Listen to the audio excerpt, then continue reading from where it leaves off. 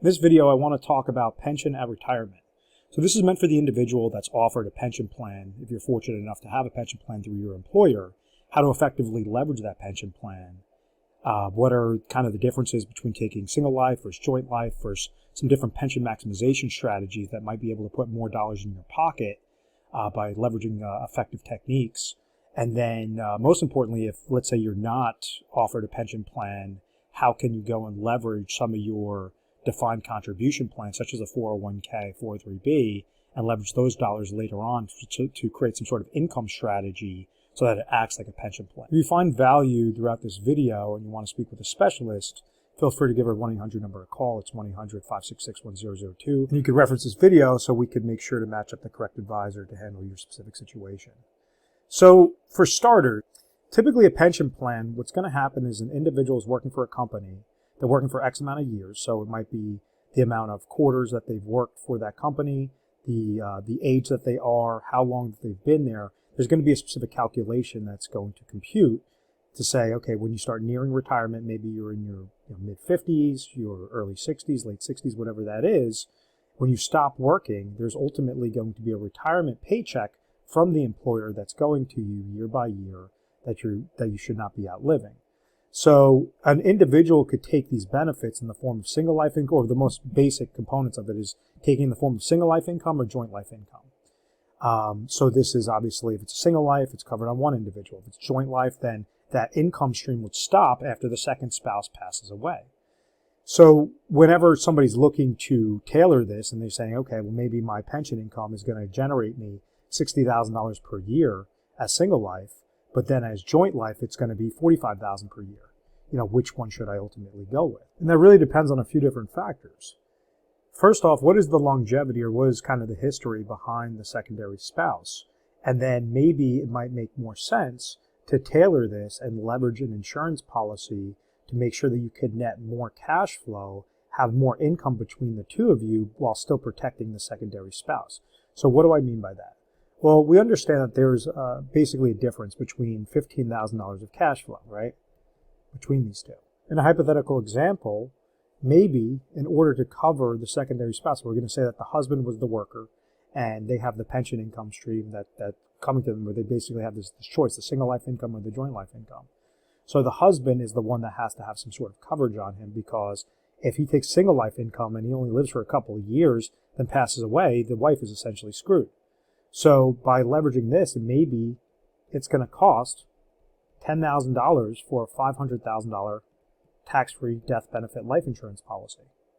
So in this situation, the $500,000, that might be more than enough of what the wife needs, that if this husband passes away only after a couple of years, at least there's a nice $500,000 lump sum that would be coming to her. Let's say if this individual is living, and all of a sudden the wife passes away before the husband, well, then that individual could cancel the life insurance policy, and then they have the step up of that extra $10,000, because that's how much the premium was for the life insurance. So in this sort of example, if it costs $10,000 for the life insurance policy, they're still netting a positive $5,000 of cash flow by going with the single life income and some life insurance, as opposed to the joint life income, which will be minus $5,000 each year. Let's say if these guys are living a long, long life and it's going 10 years, 20 years, that's $50,000. That's $100,000 of extra cash flow, of extra monies in their pocket that, that they could leverage with this sort of effective strategy. So sometimes it works, sometimes it doesn't. So like as an example, if let's say, somebody's scared because they don't have longevity on their side, they have their parents have passed away of massive heart attacks at a young age, or they're a chain smoker, they have all these other ailments, and really the statistics are just basically showing this person's not going to live long, well then, maybe they might go with one option over the other. Maybe if they're, both husband and wife, they do have a long time horizon, and they have had good health on their side, and all those different factors, well then, obviously that could deter it from a different situation. But ultimately, it's how can you make sure that you're maximizing out the most amount of cash flow. In this example, this would at least still protect the spouse, still protect that, that secondary person. And then, so if the main person passes away, obviously the spouse is still covered. If let's say the spouse, predeceases the main individual, well then they cancel that life insurance, and then they have that step up off of what that net was. So like in this example, it would, have the step up of the 60,000, from the, the original 45,000 as an example. So, I hope that this makes sense. That's just a really quick tip. If someone's looking at like a pension maximization strategy, but it depends on really what the life insurance, route is, or really how much it would be for the proper death benefit coverage for that life insurance, so that it makes mathematical sense. Because the last thing you want to do is jump through a bunch of hoops and then have it where, the life insurance is going to cost $14,000. It's only going to give, $300,000 of benefit, which isn't going to be the same as what the joint income of, $45,000 would do. So, as opposed to jumping through a bunch of hoops, it would make more sense to just stay with the joint life option. But it's at least some food for thought, and it is definitely worth mentioning, because if you can net more cash flow, obviously, that's going to be more money in your pocket that you could go and leverage those dollars into checking savings towards, reinvesting it however you deem fit. And all you have is just these very simple single or joint life options, but you're maximizing, and you're squeezing out the most amount of juice from these options available. The next portion is talking about a lump sum option. So many times, because the employers understand that there's a risk on their books, and this is why many companies have gravitated towards defined contribution plans as opposed to defined benefit plans, meaning that typically an individual is offered a 401k as opposed to getting a pension option. Back in the day, and this is where I'm going to use my example of my grandfather with the avoid the mistakes concept, but back in the day, it was prevalent where an individual would work for a company, they would be loyal to that employer, and then after they hit X amount of years of service, they understood that they were going to be receiving pension income, Social Security income, and then anything else that they leverage towards savings could be a tertiary tier of income or of safety or discretionary monies or whatever that case is. So what typically happens is, even though an individual might be working for this company for the last 20, 25, 30 years, and now they start nearing retirement, they might get a letter in the mail and say, hey, listen, we understand that we're going to be giving you this lump sum pension, or we're going to be giving you this lifetime income stream through either single or joint.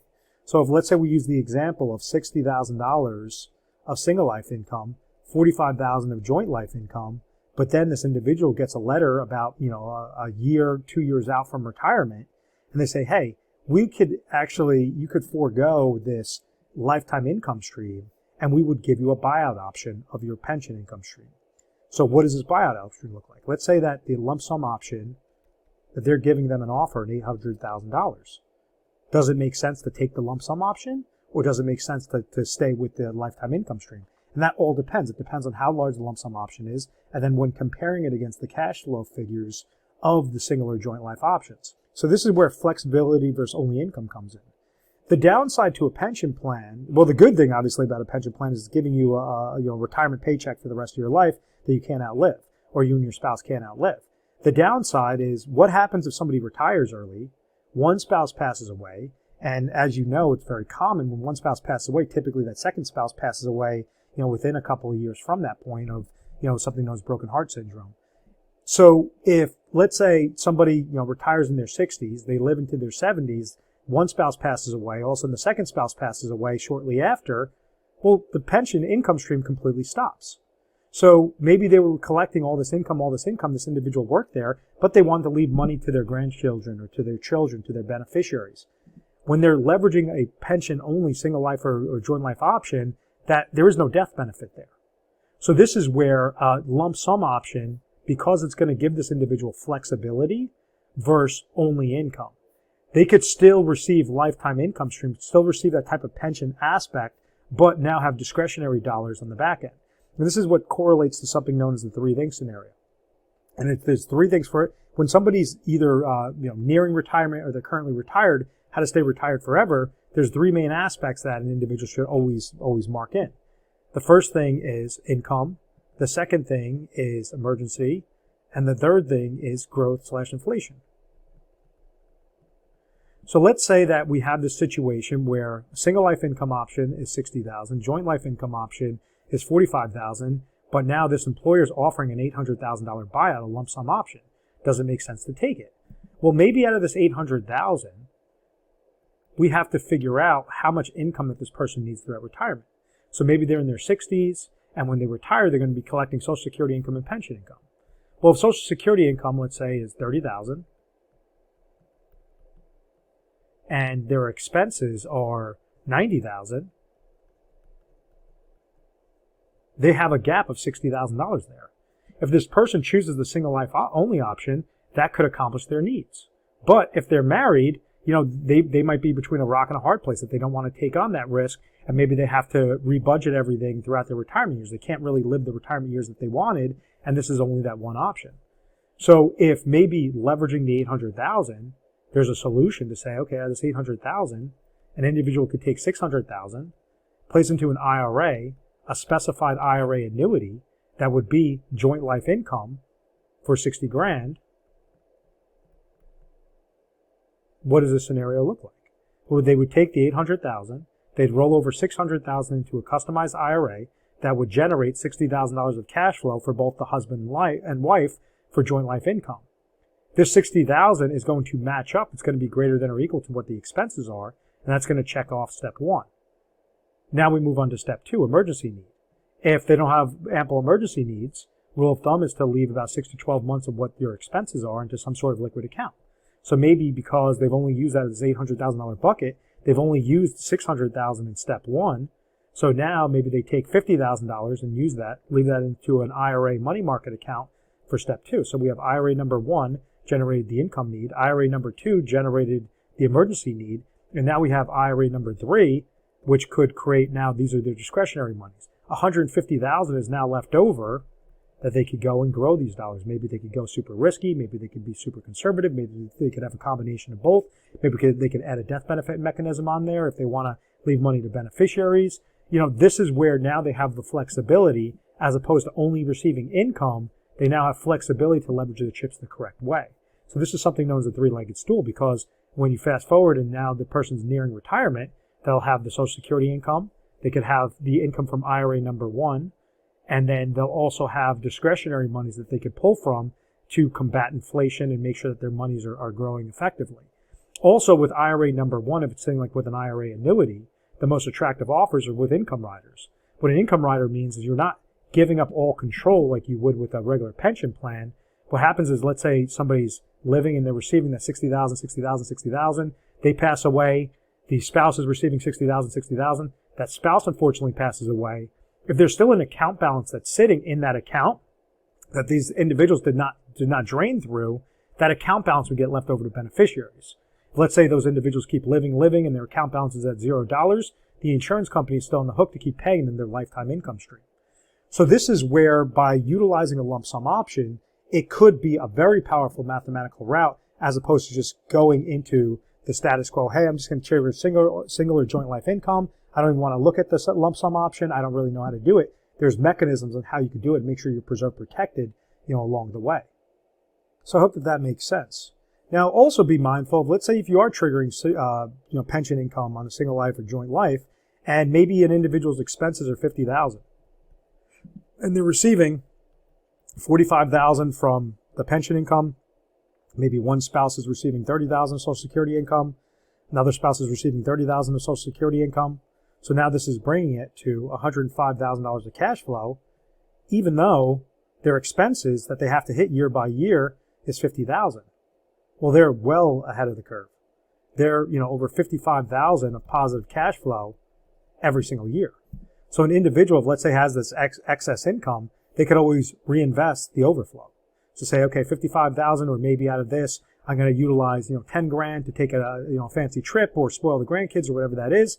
I'm going to utilize $45,000 or $40,000, and this is what I want to stack away in my checking savings, or just reinvest these dollars on effective growth-related strategy. There's different ways on how, if let's say an individual decides to choose a lump sum option, and maybe in this example where, let me clear off the screen a little bit. We now look at the lump sum option. Let's say we use the $800,000 example, but between the two Social Security incomes, that's going to generate $60,000 of cash flow. Well, they didn't need to trigger any income because that cash flow is still higher. It's greater than or equal to what their expenses are. So now they have $800,000 that they could play around with step two, which is emergency need, and then step three, have a bulk of the dollars going to different growth mechanisms for, pure risk, pure investments. You could have in protected growth strategies. You could have in fixed strategies. There's a whole, speculative strategies. There's a whole multitude of different things an individual could do at this point, because they're only, playing within their lane. They're saying, hey, I don't need to have extra cash. Why would I go and take on extra cash flow, which could result in higher taxes, why don't I go and leverage these dollars the correct way and make sure that you customize your IRAs correctly? So to make sure that you're, accounting for step 2, step 3, or even step 1 with a small sliver of dollars. Let's say if the Social Security income, the joint of it was, $50,000, but their expenses were $60,000. Well, maybe out of the $800,000, individual takes $100,000, puts it in an IRA, customized IRA number 1, which will generate them the extra $10,000 of cash flow of joint lifetime income stream, and now they're living $700,000, as flexibility. So maybe out of the $700,000 remaining, they could do Roth conversions as an example, to be, super effective. They could customize these rollovers into a whole slew of different ways. It just, they could obviously leave some sort of death benefit, because whenever they pass away, those monies are going to be left over either to their estate or to the beneficiaries that they assign. So there's just a lot of different things that an individual could do if they do have access to a lump sum option. And even if they don't, at least, reinvesting those dollars with the pension income, that's the overflow of what their expenses are each year. So now some of the most common mistakes to avoid, I like to bring up the example of my grandfather. My grandfather, Salvatore Fassi, he was an elevator mechanic for the city of New York. And so he was offered obviously Social Security income and offered a pension income from his employer, from basically the city. So after X amount of years of service, I believe he retired when he was in his 50s, and him and my grandmother were about a year off. I believe he was like a year older, or she was a year older than him. And he goes and he gets his, employee benefits package, and right towards the tail end of it, he decides to fill out the pension option when it comes to single life or joint life option. Now, when he's looking at those two figures, he sees it as, okay, this is the nice shiny object. This is going to give me, or give our family, the higher income amount. And I don't know exactly what those figures were, but it was obviously higher than a joint life option, because single life option, there's less of a risk to the employer. There's less of a risk for that defined benefit plan to pay out the single life income in case that individual is to pass away, all the income stops. Well, my grandmother, she was a housewife. She took care of the family. She took care of the kids. She wasn't working. She never, went to work. So he was mainly the breadwinner. She stops him right before he walks out the door, out of pure luck, and says, what's in your hand? Oh, I just, filled out my pension option, and, so we're going to be receiving this much money, all this other stuff. So she's like, oh, well, let me see it. And realized that he signed the single life option. She basically flips out on him, says, are you freaking kidding me? Goes and says, what happens if you, die early? I'm basically fucked. I have, there's no really other assets other than some savings, other than the equity that we have in our home. The pension is that's what we have to, live off of. So they go into an argument, all this other stuff. Of course, being the wife wins the argument. And, he basically, crossed it off, and he did the joint life option. And it was the best argument that she's ever won, because he ended up passing away early. He ended up passing away at age 69, where she ended up living well into her 80s before she passed away. So it was all those extra years that if he would have made that mistake, and she didn't stop him at that point to take the single life option, she would have been completely screwed. So I remember, obviously, growing up, that she always had, significant cash flow just from the pension option that my grandfather, chose with the joint income, and she was always able to, pay for her house and never really, struggle with money. And it was just a really good choice to make. So kind of the case in point of the story is avoid the mistake. Understand what options are available to you, and then maximize what those options are. So, like, as an example, if, let's say, he was offered some sort of lump sum option, or maybe, there was a significant difference between the single and joint life option. There might have been a way that he could have chose the single life option, but then have a life insurance policy set up on him so that when he passed away, my grandmother had this nice lump sum, and now she could go and create an income strategy and have these discretionary monies left over, as opposed to just receiving that retirement paycheck year by year. Either way, it's not a bad, it's not a bad problem to have, but there's ways on how you could be more mathematically efficient with it. And it's really just about matching up your goals. The easiest structure, and obviously we have trademark strategies, we have proprietary strategies that really delve into this deeper, but kind of the easiest premise to remember is the three-thing scenario. The income, is this pension income stream going to be greater than or equal to your expenses with the Social Security income? Is there a gap there? Would it make more sense to choose the lump sum option and then create an income strategy on the personal side, because now you have all these extra discretionary dollars left over? Make sure that your emergency needs are covered, and then, your tertiary needs are really your growth/inflation. The ultimate goal is to try to have as much money in step 3 as possible, because if step 1 is your safety net, that's covered. You have that constant cash flow coming to you, and your emergency need, your oh my gosh moment was to occur. You at least have ample emergency needs there. That's really the trick with everything, and then the growth is just the cherry on top. That's saying, hey, let's take this extra cash flow. We had a decent year of growth. Let's go and take this extra, elaborate vacation and really live that retirement years, or really live the retirement that you guys have, always dreamt of. And it's about creating a plan, not just having a portfolio. Portfolio is just a lump sum amount that's saying, I hope that the market doesn't crash by the time that I'm in retirement. That's not a plan. That's just a portfolio. By going and making sure that you're teetering things correctly, that's how you can be very effective, with your strategy, and making sure that you're optimizing each lane effectively. So some effective strategies will be really correlated to the 3-thing scenario. We have something, it's a trademark process known as the retirement diet plan, which basically puts the 3-thing scenario on steroids. And this is really the main reasons why individuals come to us all throughout the nation, is because of our trademark and proprietary strategies that no other advisory groups have.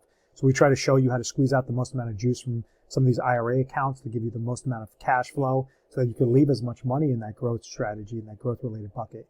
Each individual situation is different. With some individuals may be more risk tolerant than others, really, based on your age. There's a blanket approach to it. You might have individuals that, or advisors that try to set somebody up on something known as the rule of 100, of saying, okay, based on what your age is, that's how much you should have in some sort of fixed investments.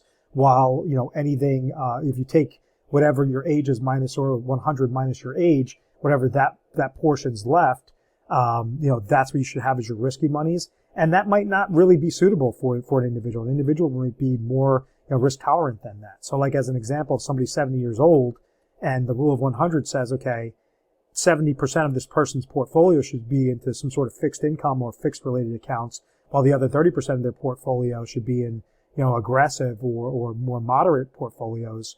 That sounds great, but it might not be, really what the individual wants subconsciously. What they want is their ideal retirement date. So there's a lot of different mechanisms, a lot of different ways to skin that cat. And that's, where I would recommend to give our 1-800 number a call, 1-800-566-1002. If you found some value in this video, we could obviously delve further into your specific situation, finding out, unveiling specifically where your point A is, what your point B is, your ideal retirement date, and then how to get from point B until, date of death successfully, DOD, as morbid as that sounds, making sure that you are covered from all your different bases with our, trademark retirement diet plan strategies. Once again, make sure to call the 1-800 number, reference this video so we could assign the correct advisor to help out with your situation. And feel free to subscribe to our YouTube channel, Retire Sharp, so you could have access to the most updated videos. Thanks so much, guys.